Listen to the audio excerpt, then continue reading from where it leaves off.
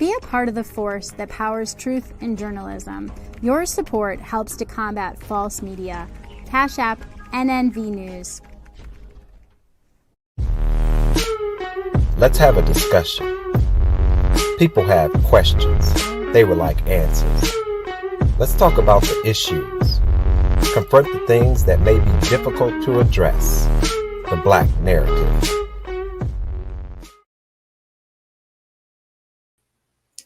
And greetings. My name is Steve Muhammad, and I'm your host of the Black Narrative on the National Network View. And today we're going to be talking about the invisible racism. And you might be wondering what that is. Well, we're going to take a quick look at this clip about Flint, Michigan's water crisis. Today, former Michigan Governor Rick Snyder pleaded not guilty to misdemeanor charges he willfully neglected his duty during the Flint water crisis, his lawyer calling it political persecution. 8 other former officials and aides were also charged in connection to the scandal, 2 with involuntary manslaughter. This case has nothing whatsoever to do with partisanship. It has to do with human decency, resurrecting the complete abandonment of the people of Flint, and finally holding people accountable. After the city of Flint switched from the Detroit water system to the contaminated Flint River to cut costs in 2014, at least 12 people died, 80 others were sickened, and thousands of children were exposed to high levels of lead in their drinking water. And we're back, and we're going to be getting into this subject with Student Minister Jalil X out of Flint, Michigan. I want to greet you in the greeting words of peace, my brother. Assalamu alaikum. Wa alaikum salam, sir. Good to be with you. Yes, sir. Good to be with you. And tell us a little bit about yourself. I know I just introduced you as the Student Minister of Flint, Michigan, but also you are the owner of its TMC Electronics. Yes, TMC Electric and Construction. I'm a licensed building contractor and electrician for over 17 years now. And one of the things in the ownership of this company, when the water crisis broke, I was putting in whole house filters throughout people's homes to help curb some of the contamination that was coming through the faucets into the people's homes. Right. So absolutely. And we're going to definitely get back into that, because as you and I talked offline, that this is one of the trades that they took out of school. And I think that this is not by accident in and of itself. You know what I mean? Correct. So let's go ahead and get right on into that. And we'll get to that important point later on in the program. Flint, Michigan is a textbook case of environmental racism. It's where 100,000 residents have been poisoned by toxic water contaminated by high levels of lead. Flint is around 57% Black, with 40% of its population living in poverty. Can you go in and tell us a little bit about when you first heard of this crisis of lead being in the water? I first heard of it around April 2014. I guess we had switched over to the Flint River as a water source, and anyone from this area who lives in the city of Flint know that the Flint River is one of the most contaminated, worst waters probably on the planet. And they connected to it, and when they connected to it, the water treatment plant wasn't efficient to flush the contaminations out of the water, nor did they add the proper chlorine and cleansing for the water. So it caused lead that was in the old pipes to break loose and push into the homes of the residents of the city of Flint. And so one of the things that we learned from this crisis is that, some of the businesses, some of the corporate businesses that were around, particularly General Motors, they switched back to the river because the water that they were using from this switchover was literally corroding the engines in their plants. And so they switched over.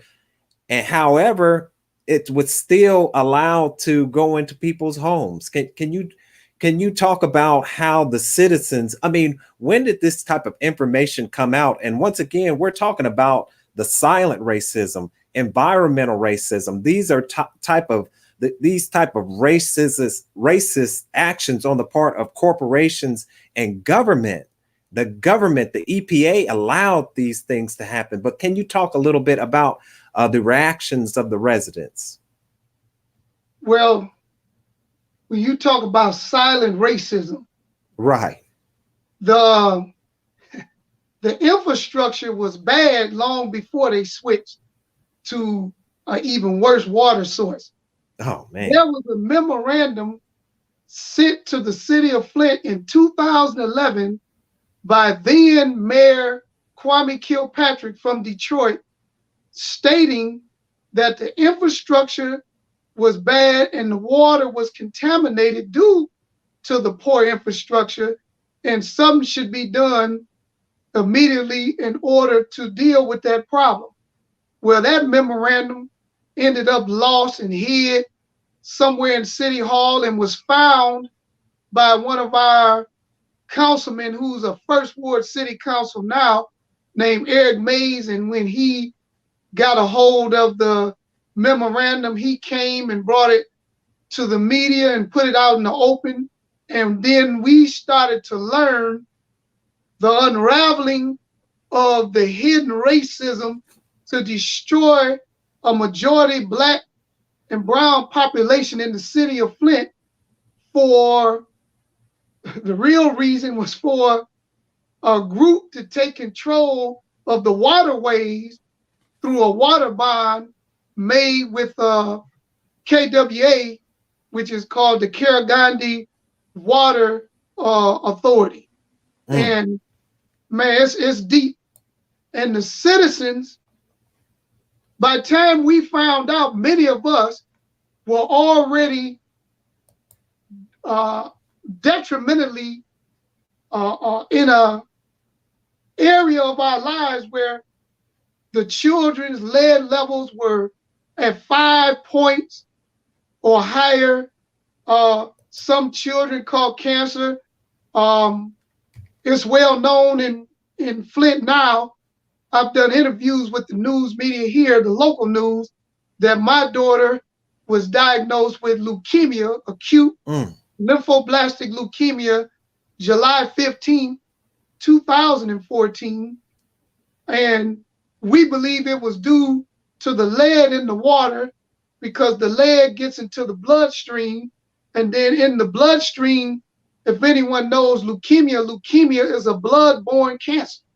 Right. And we believe the lead activated the cancer that lay dormant in the bloodstream and awakened that cancer, and it began to go over her entire body.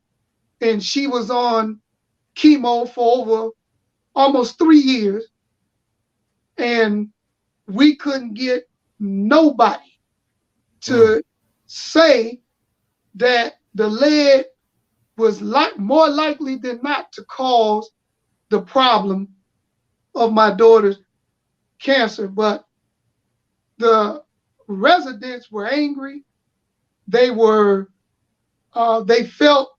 that they were let down. They felt hopeless. They felt the people who were appointed to represent us dropped the ball, and some of them even participated in the silent racism to destroy this city and get rid of the darker people in the city for what they call a master plan that they have going on that's in fruition right now. But that's what I would say to you, is that the citizens, for the most part, were highly upset and frustrated. with Right. what took place. Right. And we know that in this invisible racism, they say that zip code, and we remember Dr. Wesley. As a matter of fact, he did a book called Waging War by Zip Code. And we have other experts who say that zip code is a predictor, if you will, of health conditions. And so when you talk about this lead in the water, and what I want the people to know about this invisible racism is that Flint, Michigan, as far as the EPA is concerned, as far as lead being in the water, Flint, Michigan, I don't believe is even in the top 10. So that lets you know about the water that you and I, that we're drinking.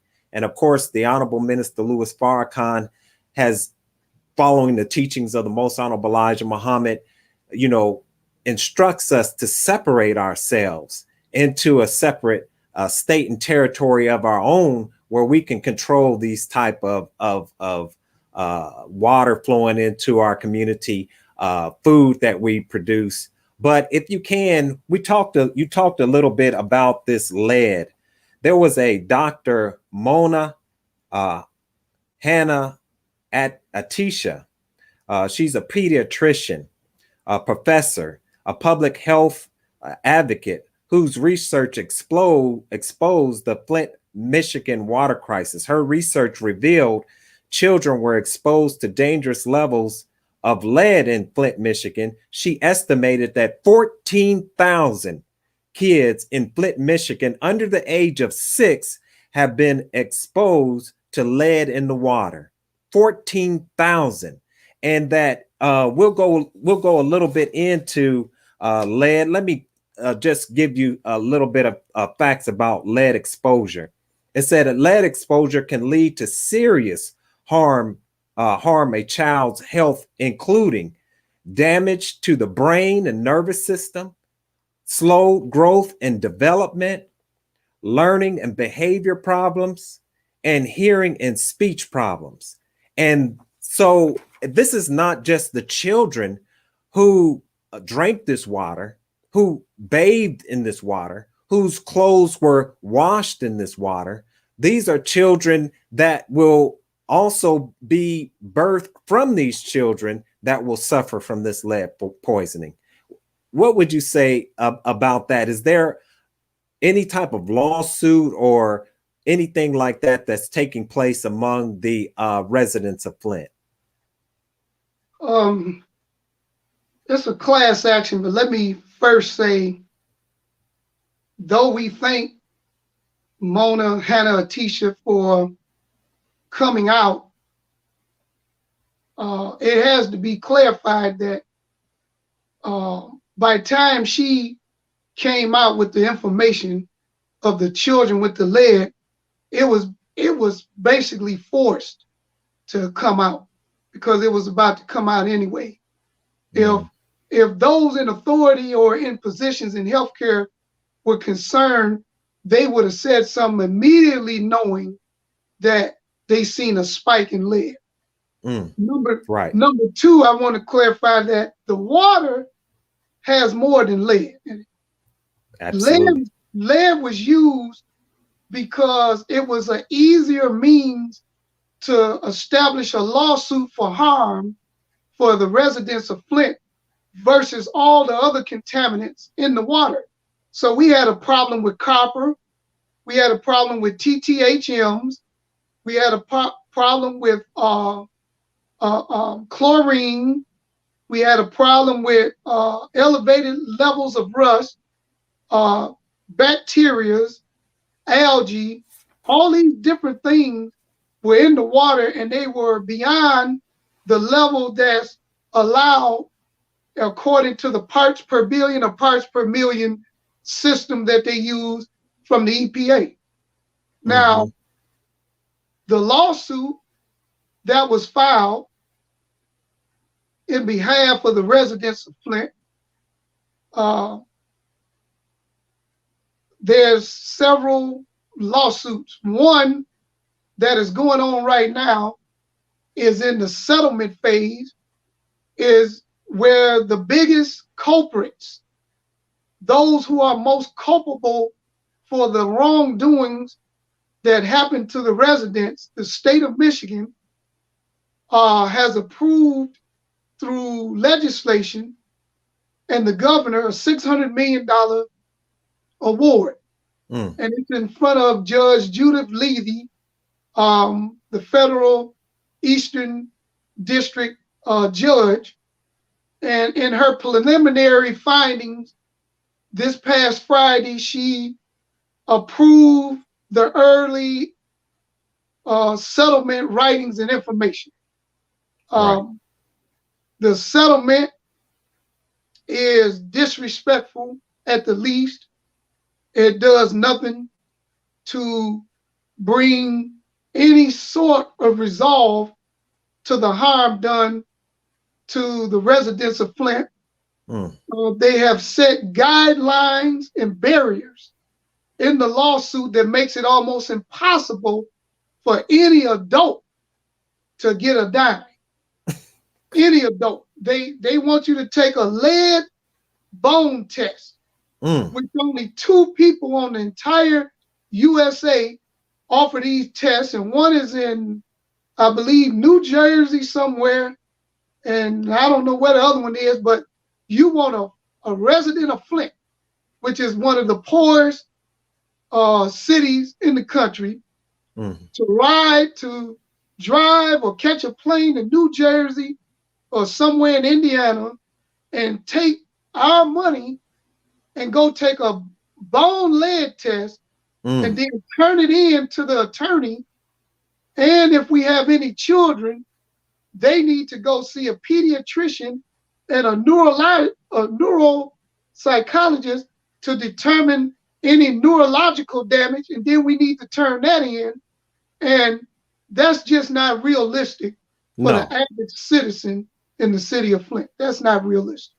No, sir, it's not. And it's not realistic for the countless of other cities that are also experiencing this silent or this invisible racism, environmental racism. And we're going to get into some of the chemicals that are in the water, but we're going to first take this break and we'll be right back. Be a part of the force that powers truth in journalism.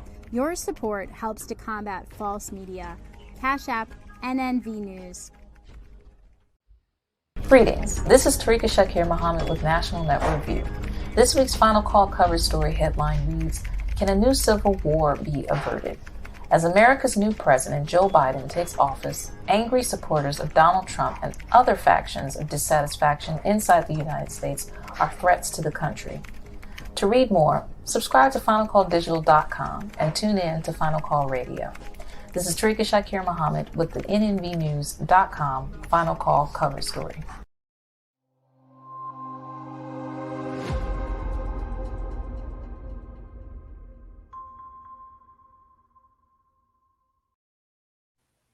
All right, and we're back. I'm your host, Brother Steve Muhammad, with the Black Narrative on National Network View. And we are honored to have with us Brother Jalil, ex-student minister out of Flint, Michigan, and owner of TMC Electrical.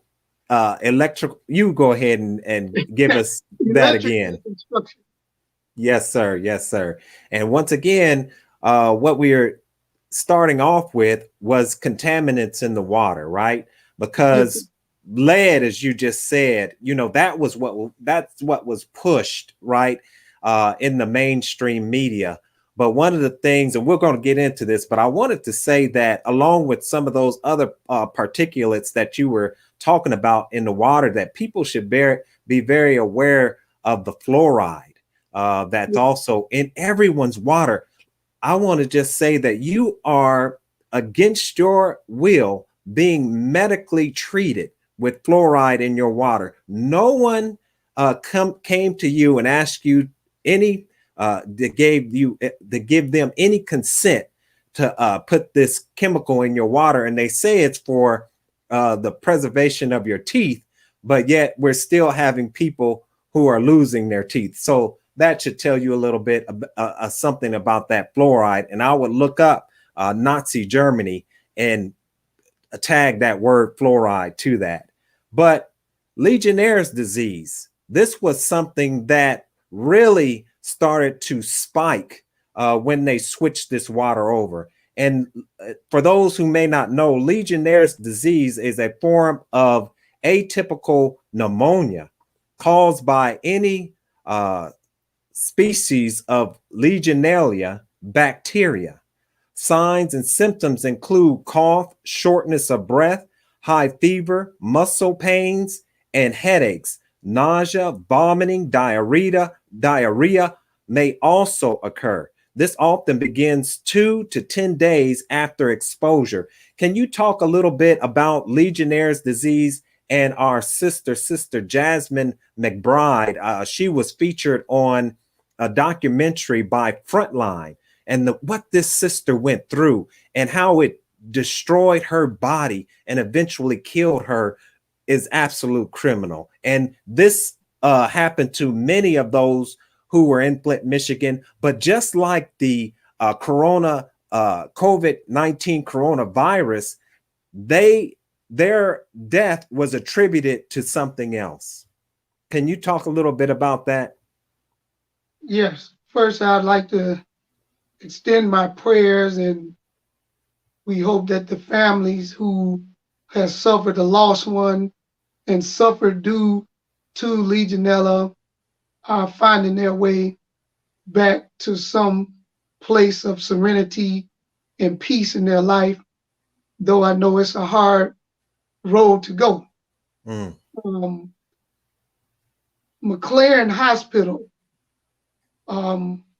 continued to use the Flint water, and there was a connection made between their use of the Flint water and patients that they were treating coming up with Legionella. And I believe 11 or 12 people ended up dying from Legionnaire's disease. As part of the lawsuit settlement, McLaren has joined on to add their portion to the lawsuit, which is a very low price for what they're paying. But there's a separate lawsuit for those individuals who had members of their family die from Legionnaire's disease. That disease could get into your lungs through taking a hot shower, with lead coming through the shower, and the evaporating fumes have spores in them that could get into your lungs and cause the pneumonia-like disease, which could cause you to get Legionnaires and die from it. And they didn't want to admit that that was the cause, but it was kind of hard after so many people started dying one after the other. So you know how it goes. Rather than admit it, they secretly make a deal to pay it off civilly with a gag order not to admit anything criminally. Right. Right.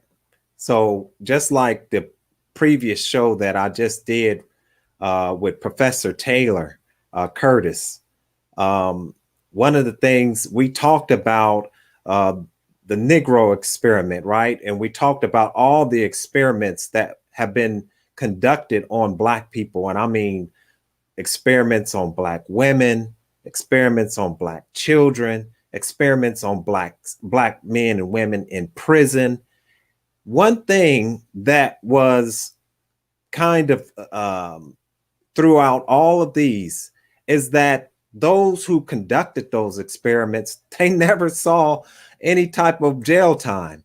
So now we have Rick Snyder, right?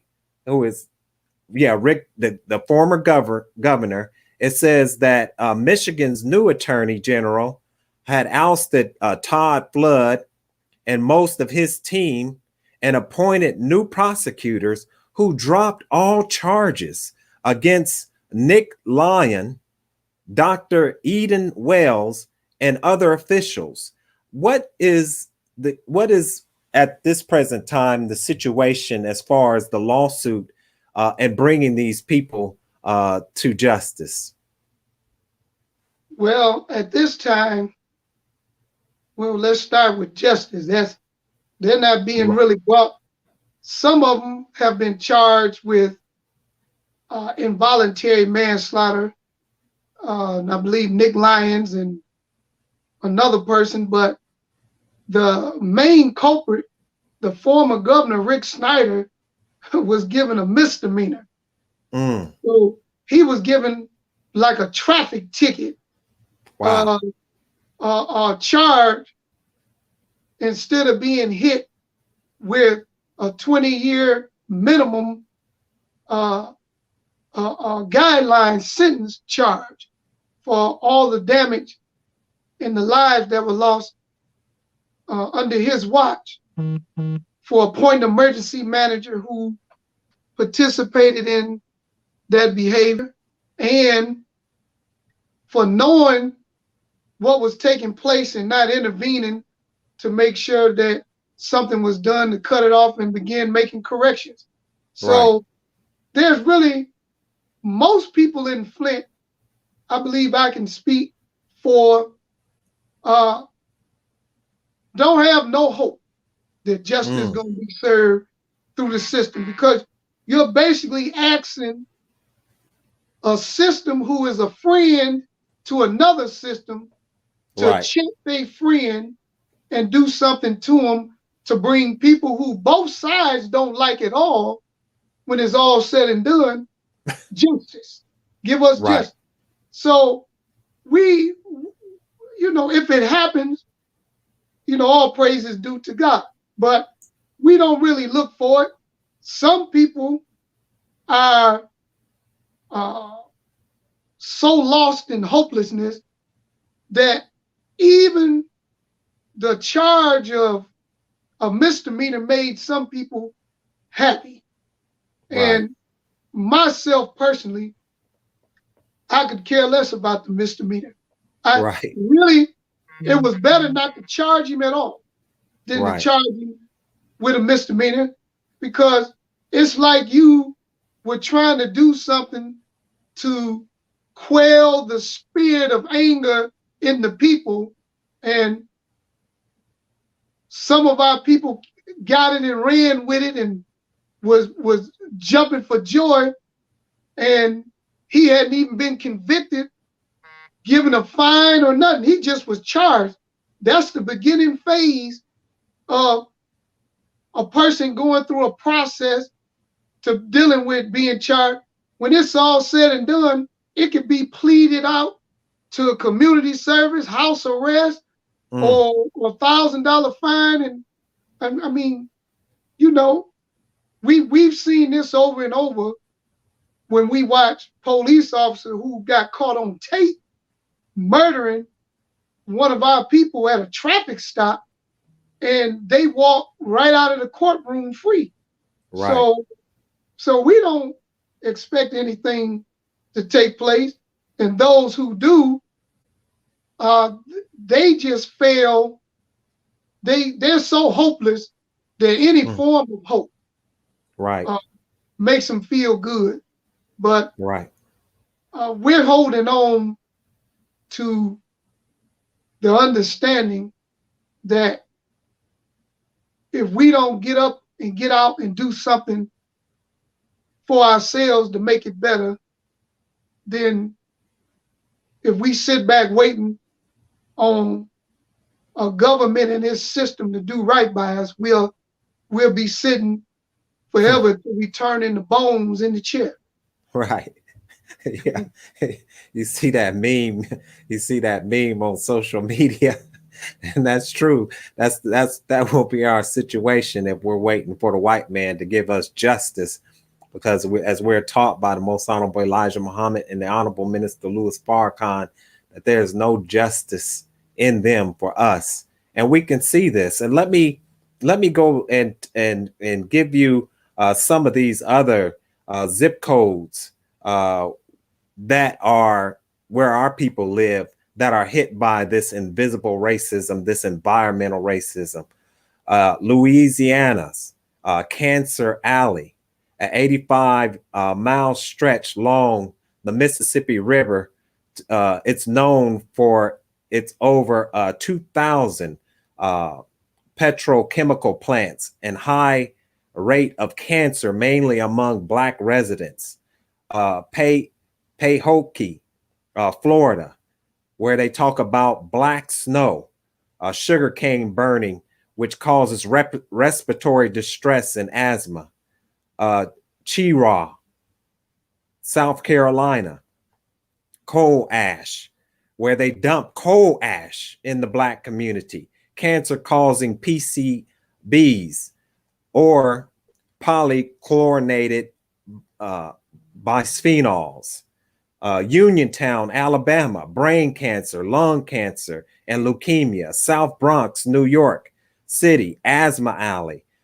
Flint, Michigan, lead poisoning and Legionnaire's disease. And Hasburg or Manchester neighborhood of Houston, Texas, lead found in high levels of lead found in children. So once again, you know, all of these programs that we're doing here on the Black Narrative point to the fact that there's no other choice for us but to follow the divine guidance of the Honorable Minister Louis Farrakhan and get our minds set on separating and doing something for ourselves, because we're not going to receive any form of justice under this system, regardless to what President Biden is now doing with these racial justice laws.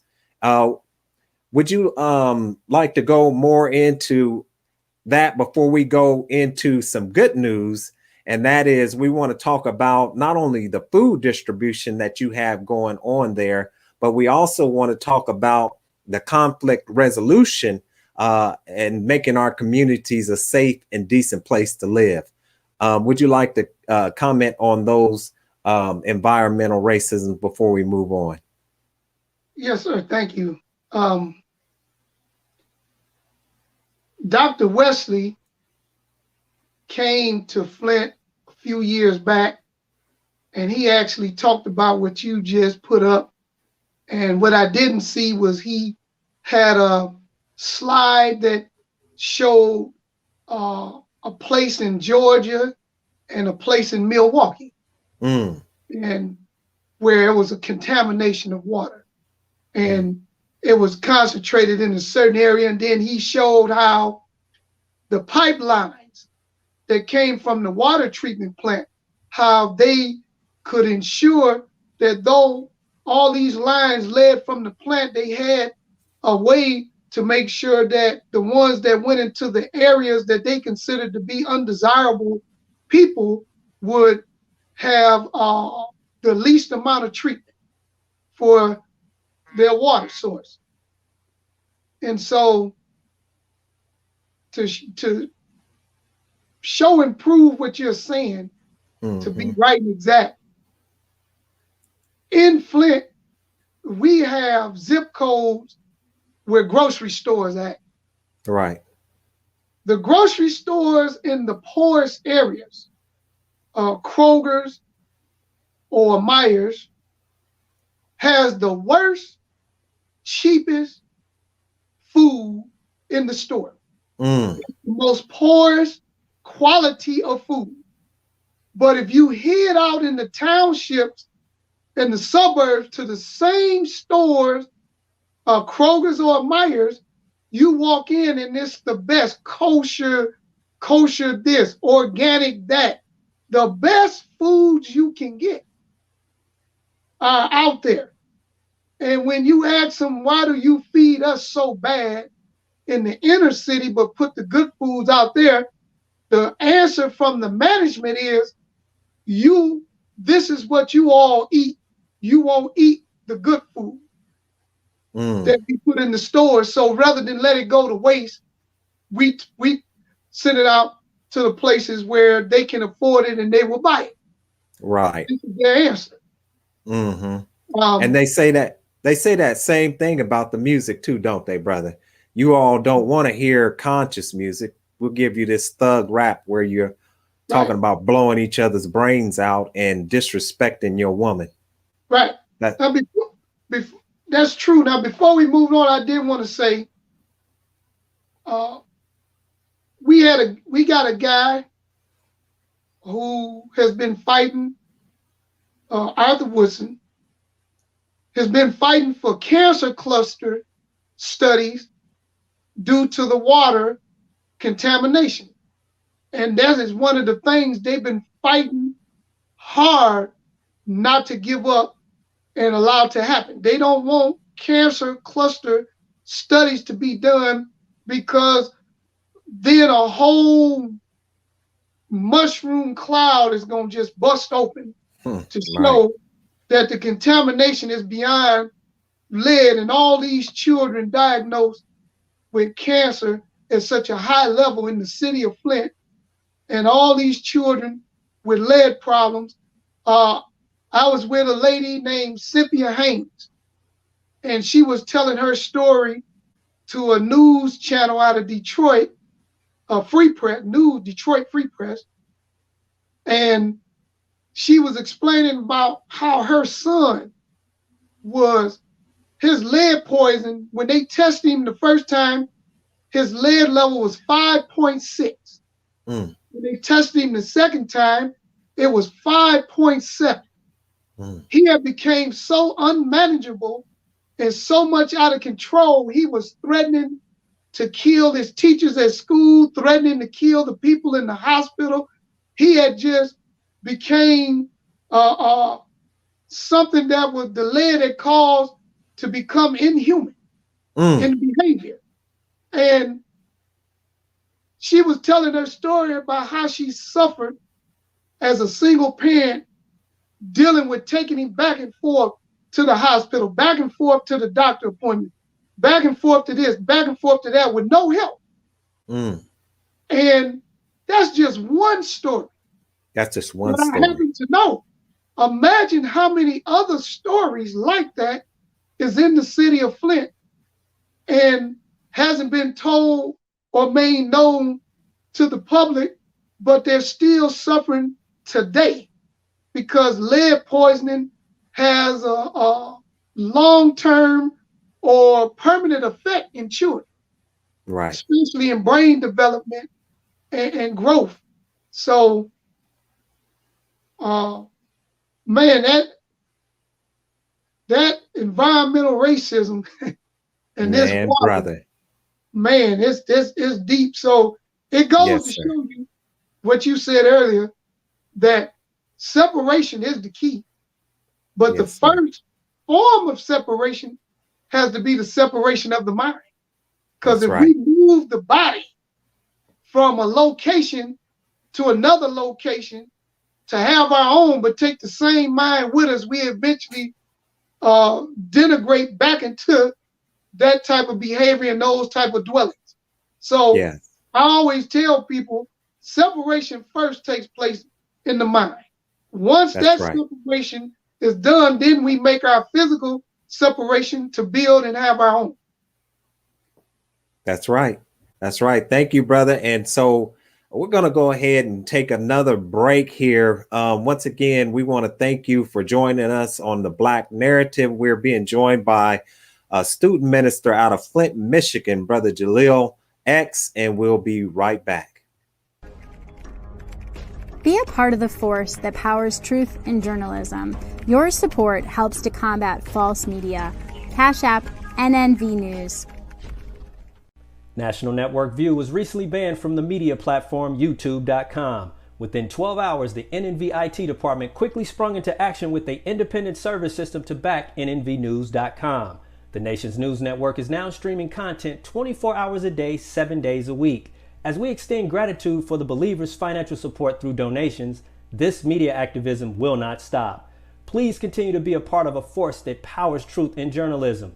Your support helps to combat false media. Donate to NNV News. This is Clifton Muhammad with National Network View.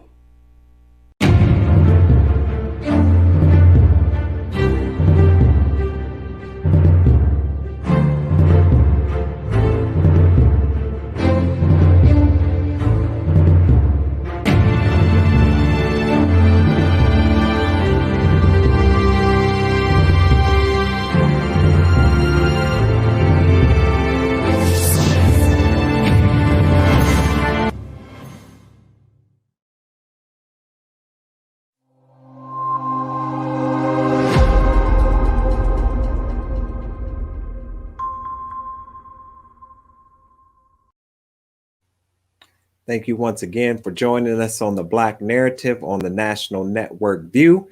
And we're joined here by student minister out of Flint, Michigan, Brother Jalil X. And greetings, brother. I want to thank you once again for coming on to this program to talk about this invisible racism, because you're just pointing out what's going on in Flint, Michigan. But sadly, this story is being played out all throughout the United States. The story that you just told about, us taking our children to the hospital and them having these symptoms that they can't explain and not being able. I mean, all of these factors, many of these communities are poor, just as you were just stating, and can't even really afford to take their children to the hospital, but yet their children are suffering. And so we do that out of that suffering. One of the things, brother, before we move on to the food distribution and the conflict resolution, is these governmental agencies, right, that are supposed to protect us, right? So here is, man, what a joke. So here's the EPA, right, the Environmental Protection Agency.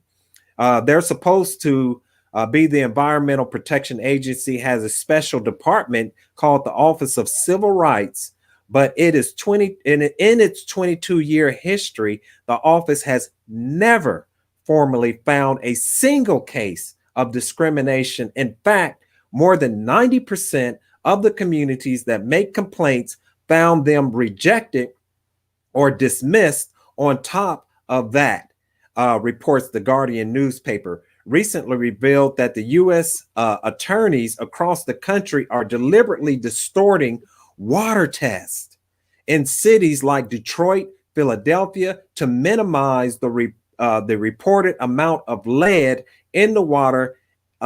Environmental racism, while not always most visible. That's my crazy writing. But in other words, here's the EPA that is supposed to be protecting us, but just like the FDA that is supposed to be protecting farmers, they are complicit in helping Black farmers lose their land, just like the CDC and the FDA, the Fraud and Death Administration.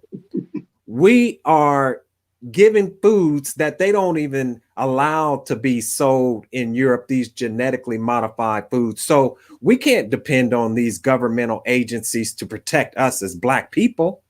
But if you want to say anything to that before we go on, go right ahead. Just briefly,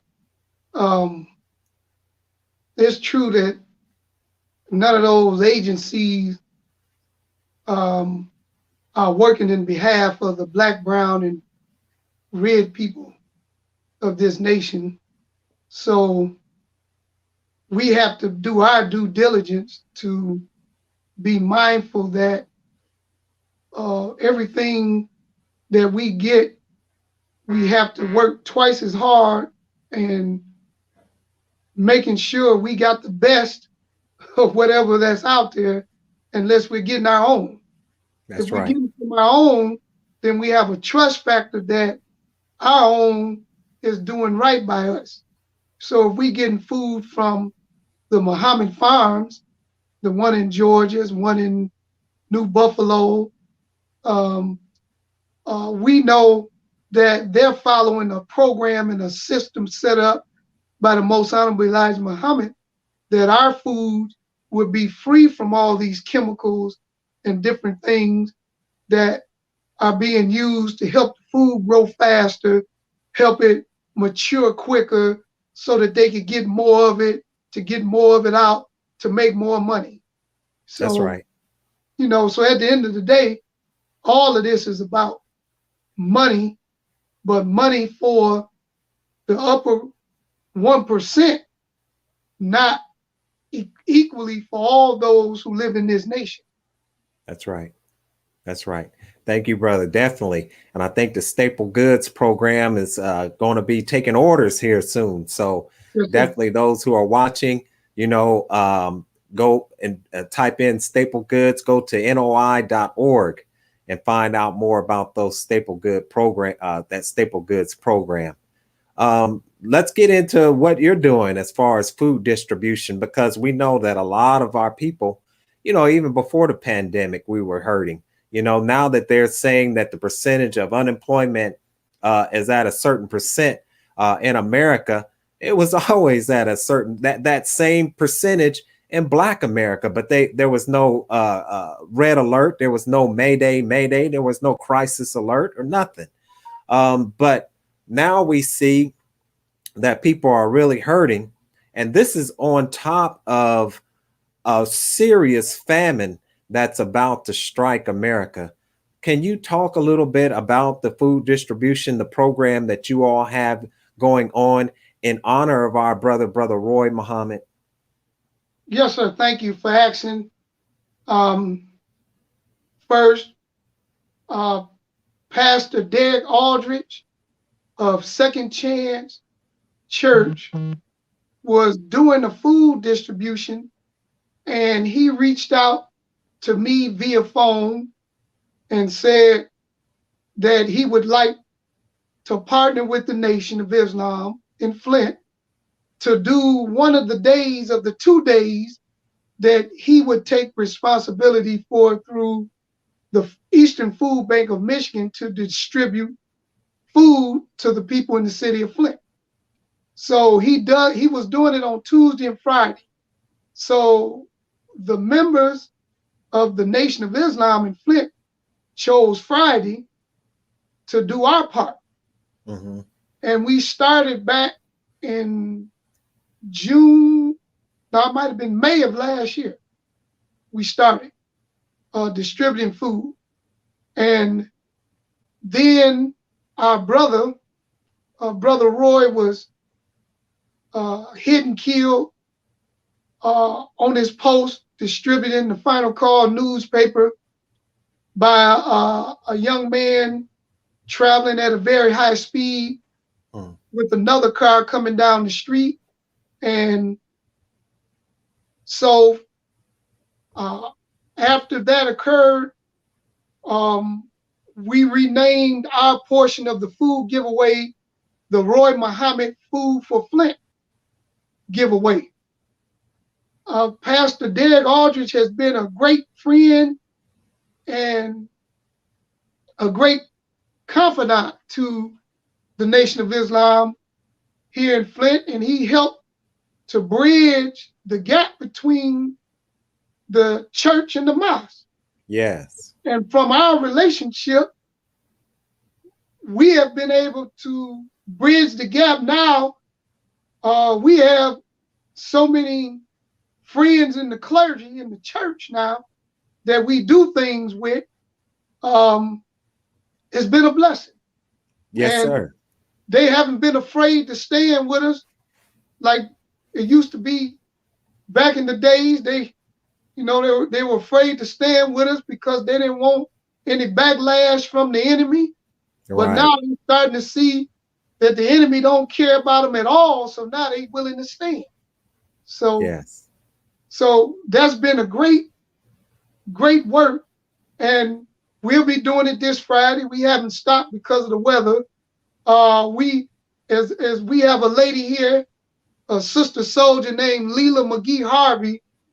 She has her own show called Operation Unification, and it's on 1420 AM Flint station, which is a gospel station, and she does it on Saturday. And she had Dr. Wesley visit her and do an interview on her station, and Beautiful. She comes up and volunteers, and she calls the food. I always use her language. She said COVID-19 immune deficiency food to help boost your immune system naturally to fight off COVID-19. So we try to give out the best foods that we can give. We mostly have like potatoes, oranges, apples, grapes.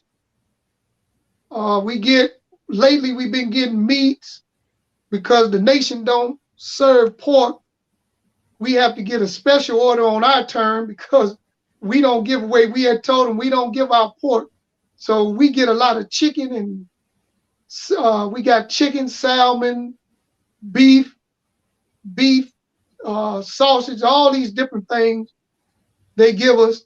Milk, orange juice, peaches in the can. We get all this food, and every week we run out within an hour. Wow. Or less.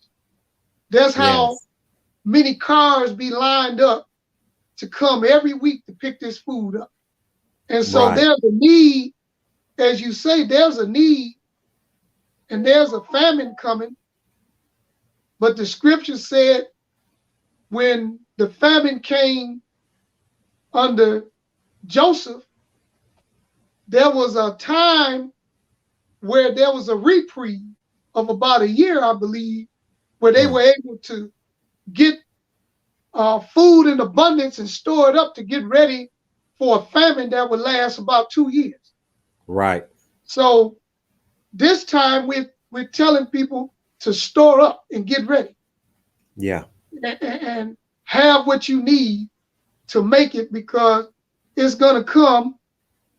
We don't know the exact time and date, but we know it looks like it's soon. Yeah. Right. You're absolutely right. And there, usually a famine, there's one or two different, situations that bring it about. It's either a drought or, locusts, or sometimes it's regional conflict. But in the case of the famine that's going to be hitting here in America, all factors are in place, including global conflict. So, for those who are watching, begin to store up your home with non-perishable foods and water, and do this immediately. But as far as the food that you're handing out up there in Flint, Michigan, what are the days that you're handing those foods out, and what time? Because I might have to take a little trip here soon. Yes, sir. We're giving out food every Friday at 1020 West Coldwater Road in Mount Morris, Michigan, but they say Flint, Michigan, 48505, at 9 a.m. The truck comes, we set things up and get ready, and then we begin to pass it out by 10 a.m. And usually by 11:15, it's gone. And we're talking about a semi-truck of food. Right. So if you know how big and long a semi-truck is, and they set all that food out, and it's lined up about 20 to 30 feet long line of food set up on pallets and stacked about 6 feet high. And then we're taking that off and preparing it in boxes and giving it to people who are coming out to get food. Right. Right. So again, it's every Friday at what we call the old Beecher High School in the Russ Reynolds parking lot, 1020 West Coldwater Road. Get there by 9 a.m. because they start lining up at 8:30. Yeah. We don't even start to 10 o'clock to give away the food. So some people sit there over an hour and a half, just waiting till the line starts. Mm-hmm. And once again, it just points out to the situation that we're in as a people. And really that situation is due to our not hearing the word of God coming from the Most Honorable Elijah Muhammad, who told us to hurry up, pull our resources, and do something for self, because we're going to be outside the factory gates looking in. And so, brothers and sisters, let's be wise today. And so let's go ahead and end it with conflict resolution, right? As we know, as you were saying, self-development is the key to community development, right? So can you go into this conflict resolution and explain what that's about and how it works? Because you're going to have a training here soon, right? Yes, sir. So we had a meeting last Friday at a church called One Greater Faith Missionary Baptist Church. Pastor Kurt Clansley, he hosted the first, we call it Man Up for Conflict Resolution and Man Up training. Emeritus Captain Dennis Muhammad spoke at the first one, and he talked about the conflict resolution training to become peacekeepers and peacemakers in our community in order to bring the quality of life to a higher level in the community. Mm-hmm. This Man Up idea was born out of Darius Martin, who said he wanted to go from church to church and get the church to dedicate itself in its area to bring men who want to be trained to go out and keep the peace in their neighborhoods. So we'll be at our second church this Friday. Pastor Leslie Lee of the House of Capernaum and Emeritus Captain Dennis will be making way to start the training soon. And then we're looking for our illustrious brother, Student Captain Willie Muhammad, to do the conflict resolution training. We may have to do it by Zoom. And I know he said it's about a 4-hour course. So we're trying to figure out if these brothers can hold on for 4 hours or we want to do 2-hour courses. But this is what we felt was the number one thing to do. Of course, Captain Dennis put it well. He said, yes, we need education. Yes, we need jobs. Yes, we need a better treatment. All these things. He said, but when you go to a hospital because you was in an accident and they bring you into the trauma center, soon as you enter into the trauma room, they begin to look at the damages to the body. Mm-hmm. You got a broken leg, they say, but that ain't gonna kill you. You got a spleen torn up, they say, that ain't gonna kill you. But they said, if we don't stop this blood from bleeding out, we ain't gonna be able to fix the broken leg or the spleen. Right. So Captain Dennis was saying the bleeding out is the violence in the community. And if we don't fix the violence, it ain't gonna be no people for a job. It won't be no people for an education. It won't be no people to be handled and treated better because we'll be dying. Right. So we need to fix that first. And then all those things that we do need to, we start to build and get those things. But let's fix the thing like a trauma patient, the thing that'll kill you immediately. And then the things that's only hurting you that's broke, we'll fix that after we fix that which can kill you right away. That's right. That's right. So we are going to go ahead and wrap it up. I want to thank you, brother, for this very informative conversation that we've had. I really appreciate you coming on and helping us to understand the invisible racism, environmental racism. Before we go, please give the people the information on how they can get your service from your business. Yes, sir. Thank you, sir. They could go to tmcelectricllc.com, and that has all the information on there. Or they could call 810-252-3536. That's the business number to the company. Again, it's 810-252-3536. And we do construction, electrical, HVAC, plumbing. We do it all, even small cameras and surveillance systems. We do all that. And before we close, I wanted to thank the water warriors who began to fight the fight of the water crisis from the beginning. I don't know all their names, so I'm only going to say a few due to time, but we had Cynthia Haynes, Jolena Freeman, Claudia Perkins Milton, Rich Jones, Sister Audrey Muhammad, one of our top MGTs in Flint. We had Arthur Woodson and Quincy Murphy and a host of people. But I wanted to thank the Water Warriors. I wanted to thank the Defense Democracy League for their fight. That's Claudia Perkins Milton and Laura McIntyre and others. And I wanted to thank those who stood by all those and fought with us, who didn't even live in the city of Flint, but had family members in Flint and felt that they should stand up with us, like a Winters Hall or Florinda Lee Hall, those type of people who stand by us to help us fight. I just wanted to reach out and say thanks to all of them. And the fight is not over, so let's not break off the bread and start to celebrate yet.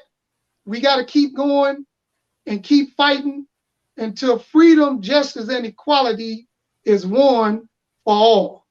And thank Yes, you for having me. And thank all of the NNV people who helped make this happen. May Allah continue to guide and bless you and keep you, as I say in the greeting words of peace. Assalamu alaikum, my dear brother. Wa alaikum salam. Thank you, brother. And so thank you, brothers and sisters, for tuning in to NNV News. Please share your thoughts with us in the comment section below.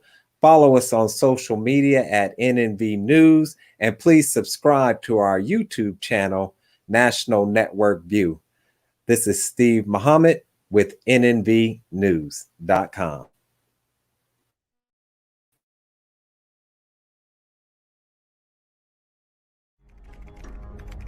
Be a part of the force that powers truth in journalism. Your support helps to combat false media. Cash App, NNV News. The nation must acquire land. Production of food, clothing, and shelter. Freedom is independent agriculture. Farming is the engine of the nation.